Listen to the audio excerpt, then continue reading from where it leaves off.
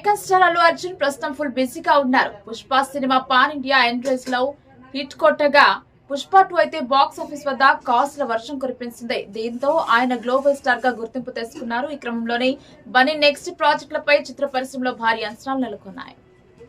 ఇప్పటికే తమిళ డైరెక్టర్ అట్లీ దర్శకత్వంలో ఆయన చేస్తున్న మూవీ శరవేగంగా షూటింగ్ జరుపుకుంటుంది. సన్ పిక్చర్స్ సంస్థ అంతర్జాతీయ ప్రమాణాలతో భారీ బడ్జెట్తో నిర్మిస్తుంది.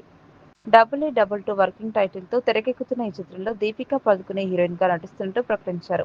కాగా రీసెంట్ గానే అల్లు వారి ఇంట్లో పెళ్లి బాజంత్రులు మోగాయి. యంగ్ హీరో అల్లు శిరీష్ నయనిక రెడ్డి వివాహం అంగరంగ వైభవంగా జరిగింది. ఈ వేడుకకు అల్లు ఫ్యామిలీతో పాటు మెగా కుటుంబ సభ్యులు, సినీ రాజకీయ ప్రముఖులు హాజరై కొత్త జంటను ఆశీర్వదించారు. కాగా ఇప్పుడు లేటెస్ట్ గా అల్లు అర్జున్ ఆంధ్రప్రదేశ్ ముఖ్యమంత్రి చంద్రబాబుకు క్షమాపణలు తెలపడం తీవ్ర చర్చనీయాంశంగా మారింది. ఇందుకు సంబంధించిన సోషల్ మీడియా పోస్ట్ సైతం నెట్టింట చక్కర్లు కొడుతుంది. ముఖ్యమంత్రి చంద్రబాబుకు ధన్యవాదాలు. సిరి నయనికను ఆశీర్వదించడానికి, మా కుటుంబానికి మీ శుభాకాంక్షలు తెలియజేయడానికి మా ఇంటికి వ్యక్తిగతంగా వచ్చినందుకు సంతోషం అంటూ రాసుకొచ్చారు.